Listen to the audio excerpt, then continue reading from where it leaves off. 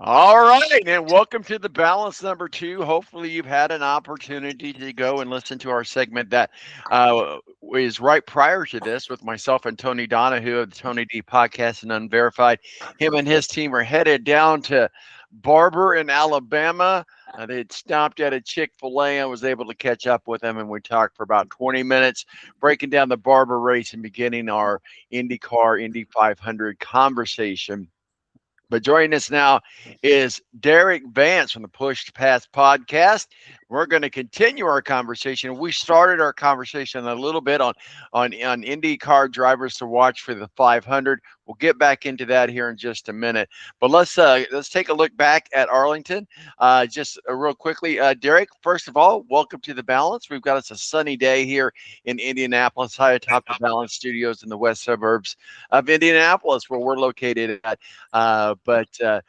So it's good to have some snow, the snow gone, some sunshine. Spring is on the way. That tells me that the Indianapolis 500 is also on the way. Derek, how you doing? Welcome back to the Balance. How's it going, sir? Thanks, Tom. Yeah, everything is good here. Definitely love waking up this morning to the sunshine because, it sure beats the alternative there, what you touched on. But yes, slowly but surely, we are crawling to the 110th version of the greatest spectacle in racing, which is, if your listeners or viewers don't know, is the Indianapolis 500. Definitely looking forward to it. Absolutely, and gives you goosebumps every year, man. Undoubtedly, every year. Well, let's do a little quick recap of what happened in Arlington. Obviously, Kyle Kirkwood was able to come out and dominate with Andretti above Penske. It really wasn't just a win, as I mentioned in the last segment. It was a big statement. Kirkwood is now moved to the top of the IndyCar series standing. He's proving that he's a street course powerhouse, if you will, and a ringer when it comes to street courses.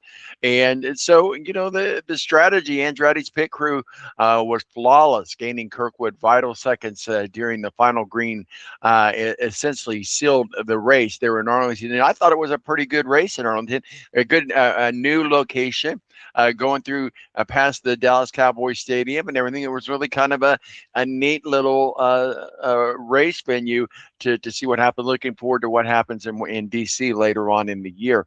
But first of all, Derek, what were your thoughts and takeaways from Arlington? Yeah, I think you're absolutely right. Again, kudos does go out to Kyle Kirkwood and the whole number 27 team. What a phenomenal and flawless race that they had last Sunday there in the streets of Arlington. New track, so I was kind of curious to see how all the drivers adapted. Listening to them, before the race and after, it sounds like they really enjoyed going around those facilities there. Like you said, Jerry's World, AT&T Stadium, where Tom's team, the Dallas Cowboys, play, and then you have the baseball club there, the Texas Rangers. But yes, I'm starting to wonder, watching practice yesterday at Barber, and I know they were talking about it on the broadcast, but is Kyle Kirkwood going to be the kryptonite to Alex Palou right now? Because those two drivers, obviously, Palou obviously coming in being the three-time defending champion. Everybody's out to get him, but is Kyle Kirkwood going to be the one, going to be Superman's kryptonite as the year unfolds? Wouldn't surprise me. We touched on that a little bit in the last segment. And that is, as you and I have talked on this show many times, he's the most consistent driver in the field. Alex Palou is. So he's currently second. So it'll be interesting to see how all that plays out. Well, let's. I want to continue our conversation that we started with Tony in our IndyCar watch, our IndyCar pre-watch. We talked a little bit about Joseph Newgarden and Alex Palou, and of course Christian Lundgaard, often overlooked, and I expect him to get some wins between now and in May. But really, at the end of the day, you've got this race, but you basically got the practice in about a month from tomorrow out there at Indy, and then the cars are parked there at Indy, and then they start getting ready for the Indy GP, and of course after that the Indianapolis 500. So it's just right around the corner when you think about it. And so it's time to start talking about our drivers, start talking about our watch list, if you will, for the Indianapolis 500. And that's what you and I are going to be doing for the next couple of weeks as we get closer to the month of May. First of all, get your thoughts on the three drivers that we've already started. Then we're going to go into another list that I have compiled for your greatness, Derek. But Joseph Newgarden, Alex Blow, and Christian Lundgaard as we begin our Indy 500 watch list. Well, I know you're setting the man a little too high there with coming in with my greatness, but yeah, how can you count out any of those drivers? Obviously, Joseph Newgarden has won the Indianapolis 500 back to back. Started off strong in 2025. It kind of begs the question: Is Penske back off their slump last year? And then how can you count out the defending champion and three-time or four-time rather series champion in Alex Palou? Obviously, he's going to be a heavy favorite rolling into the month of May. Being the defending champion and just the dominance that he has shown since he has stepped out of the Dale Coyne Racing shadow and into Chip Ganassi. So, yeah, those drivers that you just mentioned right off the bat are going to be heavy favorites. Well, yeah, absolutely. But hey, let's begin our conversation on. We're gonna kind of just break down drivers from the teams. We're gonna start with the teams, and then we're gonna break down the drivers of those teams for the Indianapolis 500. So we're going to start with Andretti Global. Big news here because Will Power obviously thought he was going to be a lifer at Penske. All they wanted to do was offer him a one-year deal. And Andretti came with him, at him with a 3-year deal, and he says, "Okay, here we go." So Will Power, obviously previous Indy 500 winner, lot to talk about, lot to digest yet. But how cool would it be if we're just playing a fun conversation of how cool would it be for him to leave Penske under somewhat contentious, maybe not too bad, but somewhat. And of course, he's on there with Kyle Kirkwood and Marcus Ericsson. But wouldn't it be something to watch Will Power win another Indianapolis 500 under his first year under the flag of Andretti? Go ahead. Let's start with Will Power in our continued IndyCar, Indy 500 watch drivers. Go ahead. Well, Tom, just as well as I would, it would make our jobs a whole hell of a lot easier. Wouldn't The story would write itself if that was the case. But you know what, though? I would not, don't count out Will Power. Obviously, he's getting up there in age, and we know that nobody can defeat Father Time. But he still knows how to get around the track out there. And now with being with Andretti, it's not like he took a step back in equipment. So yeah, it's going to be interesting to see Will Power's first year out at the track this coming May with Andretti Global. All right, let's go on over to Kyle Kirkwood. We've had a lot of extensive conversation about Kyle Kirkwood so far today in the first drop, and let's go ahead and talk with you about Kyle Kirkwood. We talked a little bit, so not a lot to get into about him, but certainly, as you mentioned, could be the kryptonite for Alex Palou. But Kyle Kirkwood has proven so far that he is the driver to beat. And again, another Andretti driver. What are your thoughts? Oh, I think the ceiling is the sky's the limit for Kyle Kirkwood, as you're seeing, coming into this season. Obviously, the points leader. Excuse me. So, yeah, I think as this season unfolds again, just like we touched on, it's going to be interesting to watch to see if Kyle Kirkwood is going to be that driver that can essentially knock Alex Palou off the pedestal. I know that the season's still young, obviously. So, he's still got a lot of work to do, but it's going to be interesting to see. Oh, I'm sorry. I thought you were saying something else, and you caught me in the drink of a coffee. That's fine. Marcus Ericsson is the other driver that we're going to talk about. Key drivers to look at with the Indy 500. Not to say that there's a lot of other. We'll get into those as we move through the months. But I just wanted to touch on, and then we'll continue this conversation throughout the weeks as we get closer. But let's talk about Marcus Ericsson, then we'll move on to another team. But Marcus Ericsson is another key driver to be looking at here in Indianapolis. Oh, absolutely. And again, another former winner. He was seconds or inches away from becoming a two-time winner. I know, When he was with crazy. when he was with Chip Ganassi. Obviously, a little bit of pressure going into a contract year, if I remember correctly, with Marcus Ericsson. Still a capable driver. Again, with Andretti Global, no knock on them and their equipment. So, Ericsson always rises to the top during the month of May. So it's going to be interesting to see if he can continue to do that in 26. All right, let's move on to our next team in my list here. Chip Ganassi Racing, CGR. Obviously, they're a Honda team, just like Andretti Global is a Honda team. Let's start with Kiffin Simpson. He's one of those European drivers that have come over, which we'll see how he does this weekend in Alabama, because that course is definitely a European type of course.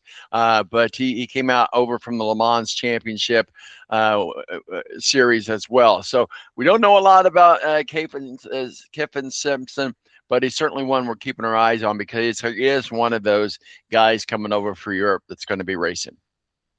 Yeah, the Kiff dog, as he likes to be called. Kiff dog. Yeah. Still learning his ways, still cutting his teeth. But who else is better to cut your teeth with in a team than Chip Ganassi Racing, obviously with the Iceman Scott Dixon, and then Mr. Consistency Alex Palou. So I'm sure Kiffin has been learning daily from those two, and putting everything that he's learned together on the track. And he could be one of those dark horses when May comes around.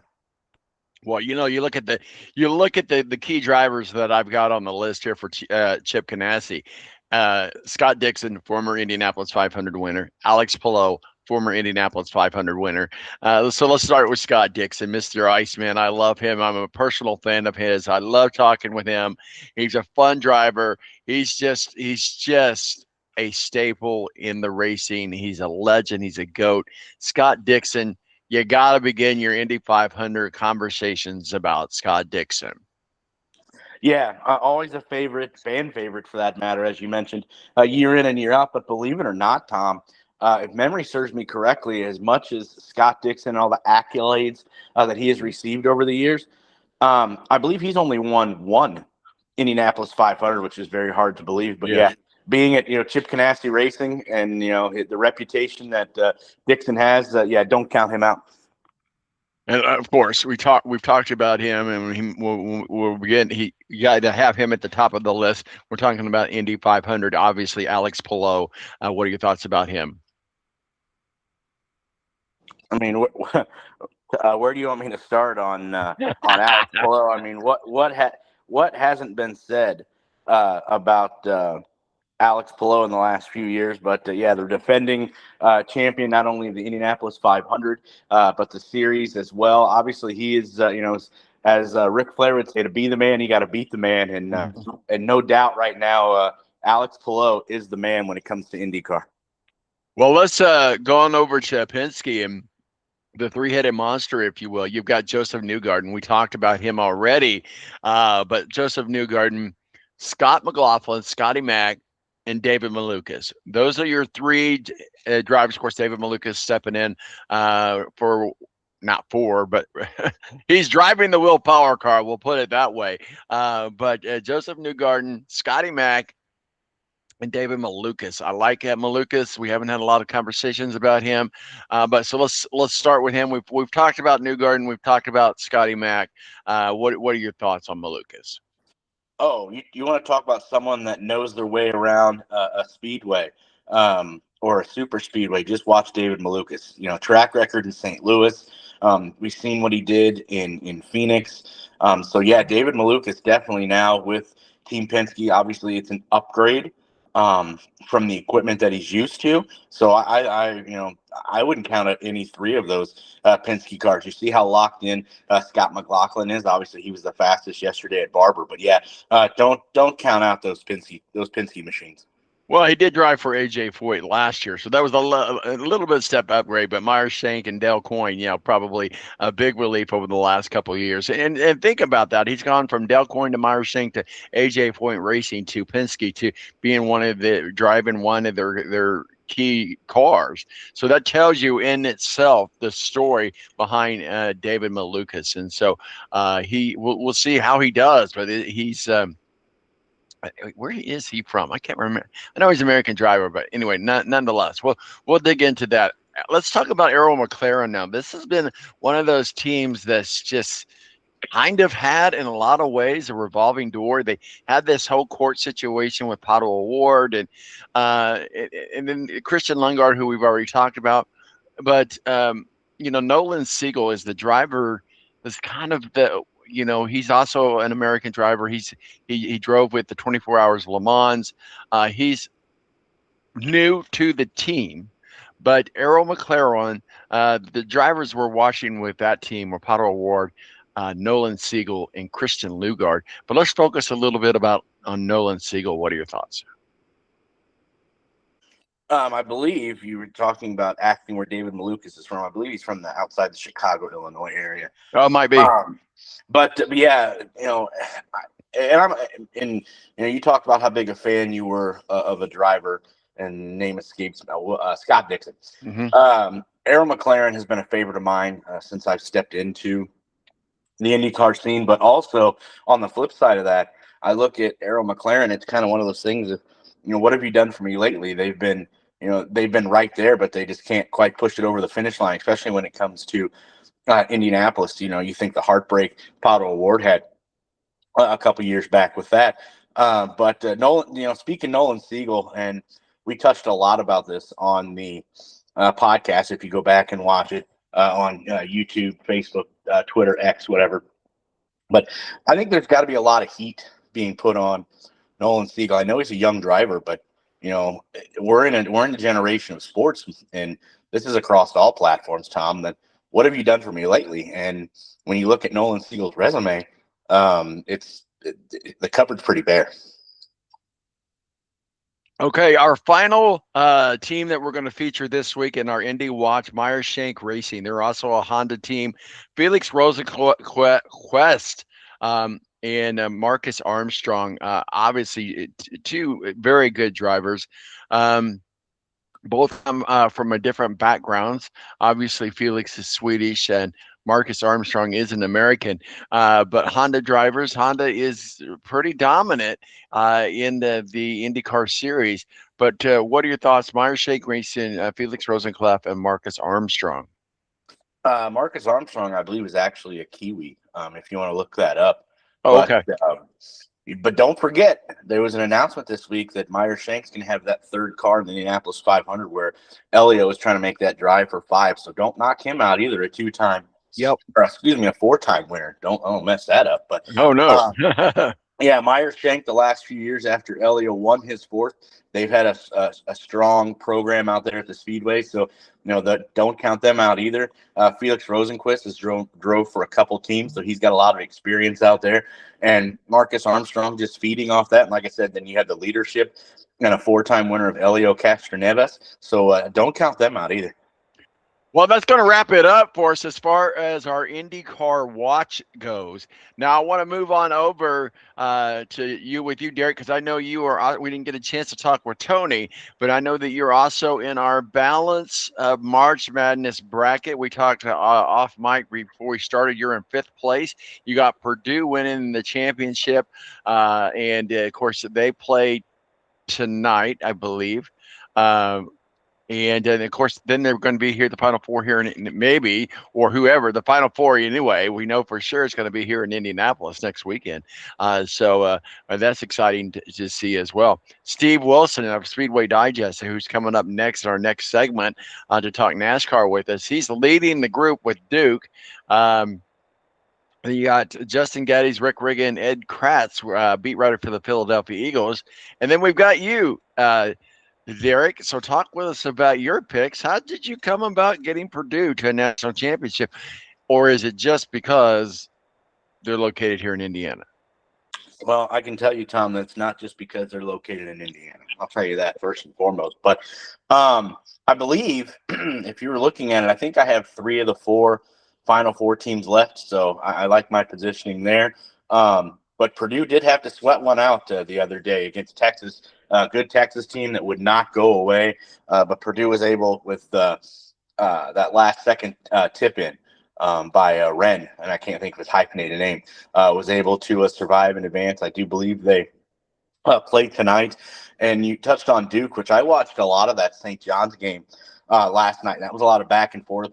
St. John's, gritty team, I very thought, gritty. St. John's very gritty team. I Oh, thought, yeah. there were times there where, even at halftime, St. John's were up at halftime. Yeah, that was. I really thought. I said to a lot of people, I would not have been surprised last night to see St. John's knock Duke off, but Duke's talent just too overwhelming for St. John's. Like I said, you can tell how gritty of a team that is a Rick Pitino coach team. As gritty as they were, and they fought till the very end. But again, just not quite enough firepower to contend with a blue blood like Duke. I also watched Michigan, and I hate saying that, Alabama last night. That was a really back and forth high. Just say the team from up north. Yeah, that's what there you go. There you go. Shout out to Urban Meyer. But that was a real back and forth game. But then Michigan just kind of found that other gear and put Alabama away. So there are a lot of good teams left. And again, as we've touched on in college football runs through the Big Ten. And you look at the teams that are remaining, the Big Ten really stands out. Derek Vance from the Push to Pass podcast, bringing us into our IndyCar watch. We're going to continue that on over the next couple of weeks as we get closer to Indianapolis, and of course, you and I will get together here in Indianapolis at the media center, and we'll pop out a segment as well. But where can people find your work and masterpieces? What are you working on this week, sir? Well, obviously, like we touched on this weekend, the NCT IndyCar Series is in Birmingham, Alabama. Technically, it's Leeds, Alabama, for the children's Alabama IndyCar or Indy Grand Prix. So we're going to be following that this weekend. Practice is about to kick off here in about 3 minutes or so. So I'll be tuned into that. And then, on Sunday, we have the race, obviously, but we'll have qualifying first. All the updates, results, things of that nature, you can go on any of the Push to Pass podcast, social media, Facebook, Twitter, X, whatever your generation calls it now these days, to check that out. And then I know I'll have an article after the race on Sunday. I'll do my 5 takeaways as well. And then Monday night, 7 p.m., we'll have our podcast will go live, Push to Pass podcast, recapping and discussing what took place this past weekend in Birmingham, Alabama. Again, Facebook, YouTube, Twitter. Again, new time, Monday, 7 p.m. Well, we'll definitely be looking forward, and we'll make sure we get it up on our social media. I hope you have a good race weekend, sir. And I hear you're making some good eats today, so you'll have to let me know how that turns out. Yep. Thanks, Tom. Yeah, I've kind of turned into a cook here lately in the past few months, making some Alabama firecrackers with saltine crackers seasoning, and you stick them in the oven. And then I got buffalo chicken dip in the crock pot ready to go today as well. Well, you might be a good cook, but you're not a world famous chef like me. I'm just saying. All right, brother. I'm working on it, Tom. I'm working on it. All right, buddy. We'll talk with you soon. Yep. Thanks.